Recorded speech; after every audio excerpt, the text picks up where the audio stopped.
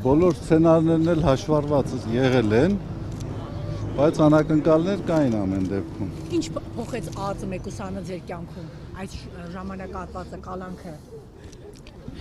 Իրականության մեջ երեխեք, ուզում եմ առաջին հերթին ես շնորհակալություն հայտնեմ ձեզ, լրատվամիջոցներին, իմ փաստաբաններին, հոգևոր եղբայրներիս, ամենայն հայոց կաթողիկոսի գլխավորությամբ, մեր հասարակական, քաղաքական, հանրային գործիչներին, բոլորին, ովքեր որ այս ընթացքում աջակցել են եկեղեցուն, մեր եկեղեցականներին եւ չեն կորցրել հավատքը այն մարդկանց նկատմամբ, ովքեր ապօրինաբար հայտնվել են կալանավայրերում։ Ընդհանրապես ես հիշում եմ, որ կալանավայրերը ասում էին ուղղիչ աշխատանքային գաղութներ,